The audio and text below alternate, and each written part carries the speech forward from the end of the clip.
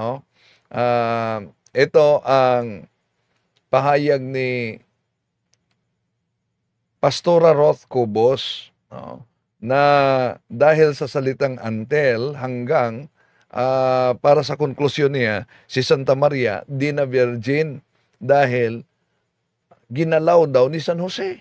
Sulti sa Matthew 25 at basahan sa Bisaya, apan wala siya makigduol kaniya, hangtod gi kaanak niya ang usa ka bata nga lalaki. Oh, so sa ibang salin diyan na hindi niya sinipingan si Maria hanggang magsilang ito ng isang lalaki. Nga iyang gihinganlan og Jesus. In English, ano to sa English? Wala. But it says there nga wala siya ni duol, hangtod lang. Di ba? He had no union with her, with Oh, yun. Hindi siya lumapit dahil sa salitang hanggang lang. Ibig sabihin, her until she gave birth to a son. Apan sa human, pag human niya og panganak, hindi nga naman lang nga hangtod nga wala niya, pero human, nakigdulog siya kang Mary. so tapos talaga na naipanganak, no? Tapos na ipanganak na nakipagsiping na umano kay Santa Maria, si San Jose. Ito ang sabi ni Pastora Roth Cobos. Okay. Sa kapistahan ngayon ng Immaculate Conception, mga kapatid, okay na ba? Sounds natin? Ganda. Okay na. Okay. Sige. So, bago tayo papasok sa punto por punto, ito, Nagsulti diri in Matthew chapter 1 verse 25. Kay virgin na ginaw si Mary. Was he forever a virgin? ang sabi niya dito, was he forever a virgin? Ang tinutukoy niya si Santa Maria pagkatapos sabi niya, was he forever a virgin? VCO? Ay, VCO. Was he forever a virgin? Of course. Wala. Nga naman. Pero kung tawag. Unsa gani ang sa rosary? Ang pagtuloy sa simbahan actually nagsulti that until now. Until si Mary, after siya pag-give birth to Jesus Christ, was never touched. That's why he was called Virgin Mary. Because after he gave birth to our Lord, After he gave birth to our Lord, so nagiging masculine na si Santa Maria dito sa pahayag ni Pastora Roth Cobos, di po ba? Jesus Christ, he was never touched by his husband. He was never touched by his husband. Ako po, musugot ka ako. So kung siya umano, papayag kaya umano siya na hindi gagalawin sa kanyang asawa? Musugot ka ang bana? Papayag kaya yung asawa? Iyan na ganing gibasaylo no nga giano na. Yan. Pinatawad na umano na inano na. Diba? Yon si Pastora Roth Cobos, mga kapatid.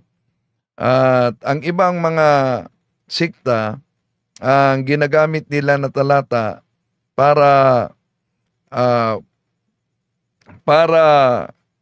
tutulan itong perpetual virginity of the Blessed Virgin Mary ay yung Christian Standard Bible. Ito kasi ang nakasulat sa Christian Standard Bible. But did not have sexual relations with her until she gave birth to a son, and he named him Jesus. So, dahil sa salitang sexual relations, until he gave birth to a son, ibig sabihin, may nangyaring pagtatalik na daw umano. Tapos, ianak. Kaya, di pwedeng Di pwedeng si Santa Maria ay hindi virgin. Gagamit pa sila ng isang salin, yung Easy English Bible. Ito ang nakasulat. Joseph did not have sex with Mary until after the baby boy was born. He said that the boy's name should be Jesus. So, batay dito sa talata, ito ang ginagamit nila. Di na talaga virgin si Santa Maria dahil may nangyaring pakipagtalik tapos ianak ang bata. Pero itong mga salin na ginagamit nila para lang tutulan ang aral ng simbahang Katoliko, mga kapatid, napakalayo po poisonous sa original Greek text in which the Old New Testament was written in Greek.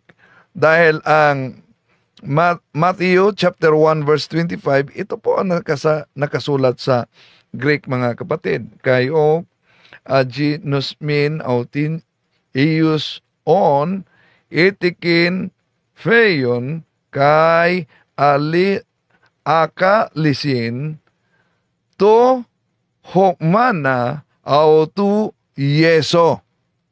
So, ikumpara natin sa ginagamit. May mas malapit na salin dito ang New King James Version ng mga Protestante.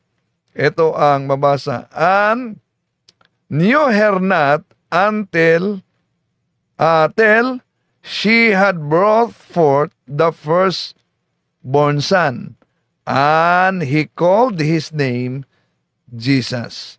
Yun ang malapit na salin sa original Greek text. Napakalayo yung salin ng mga ibang ginagamit nila para tutulan ang doktrina sa perpetual virginity of the Blessed Virgin Mary.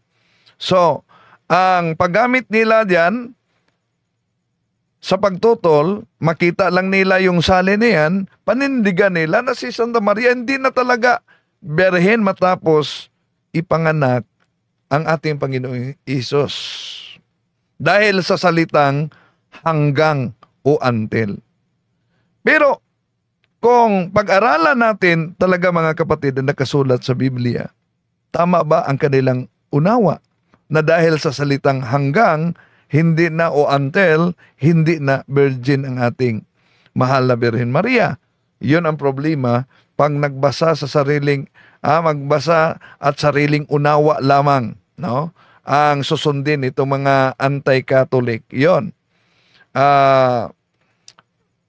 Ang resulta. Kaya dumami ang iba't ibang mga sikta, mga kapatid. Pero, una, yung ginagamit nila kasi ng mga anti-Katoliko na basihan sa salitang hanggang o English until, para malaman, mga kapatid, kung may nangyari ba matapos ang panahong itinakda dahil sa salitang until. Bigay tayo ng simple lang na halimbawa ng pagkukumpara, mga kapatid. Halimbawa, sinabihan ng tatay ang kanyang anak na magpakabait ka, anak, hanggang ako'y bumalik. Halimbawa lang yan. Dahil po ba sa salitang hanggang, ibig po ba sabihin, pag bumalik na ang kanyang tatay, hindi na siya pag dumating na ang kanyang tatay, hindi na magpakabait ang anak niya? Dahil lang sa salitang hanggang. Yung salitang until sa talatang San Mateo Kapitulo 1 versikulo 25 na sa original Greek word, mga kapatid, heios, na ang ibig sabihin even after ang salitang heios sa Greek. Kaya sa Mateo Kapitulo 1 versikulo 25, kung i-interpret natin ang English, mga kapatid, base sa Greek translation, ay even after Mary gave birth to Jesus, she remained virgin. Kahit matapos niyang ipinanganak ang ating Panginoon Jesucristo, siya'y nanatiling birhen. Hindi lang yan. Dahil sa salita bang ang until, hanggang, ibig sabihin ba na natapos na yung endpoint, mga kapatid, dahil sa salitang hanggan. Halimbawa, kung tingnan natin ang ikalawang Samuel 6:23, ito mabasa natin. At si Mikal na anak ni Saul ay hindi nagkaanak hanggang sa araw ng kaniyang kamatayan. O, may salitang hanggang. Sa araw ng kaniyang kamatayan. Ibig ba sabihin na matapos siyang namatay, nagkaanak na? O, yun, isip-isip naman pag may time. Di lang yan. Sabi ng ating Panginoong Hesus, sa Mateo 28:20, teaching them to observe all that I have commanded you. And behold, I am with you always until the end of the age. Oh, so merong salitang until, may salitang hanggang. Ibig ba sabihin, pagkatapos sa tinakdang panahon, mga kapatid, hindi na natin makasama ang ating Panginoon? O kaya, isip-isip naman pag may time. Ganon din ang salitang hanggang o until sa San Mateo Kapitulo 1, versikulo 25. Hanggang matapos isilang si Jesus, si Santa Maria na nanatiling birhen. At walang anak. Di lang yan, walang ibang mga anak. Maliban sa akusasyon ng ating mga kapatid. Hindi lang yan. Sa unang Korinto 15:25, for he must reign until he has put all his enemies under his feet. O, ginamit diyan ang salitang until. Dahil po ba, sa salitang until, ibig sabihin na pagkatapos malupig niya, pagkatapos mapasuko niya, yung mga kaaway niya, ang Panginoon ay matatapos na ang paghahari niya? Hindi. Di po ba? Dahil alam natin na ang salitang paghahari ay permanente yun. Patuloy yun. Walang hanggang yun. Tulad sa mabasa natin sa Lucas Kapitulo 1, versikulo 33. Mga kapatid, ipinagdiwang natin sa araw na ito, ngayon, sa ibang diocese, no, yung Immaculate Conception na kapistahan, bukas ipagdiwang nila. Pero dito sa Osami City, pinagdiwang talaga kasabay sa Second Advent, Sunday of Advent. No? Kanina sa gawa ng Misa Pontifical Mass si Archbishop Martin Humuad sa katedral, mga kapatid. No? Now, isa sa mga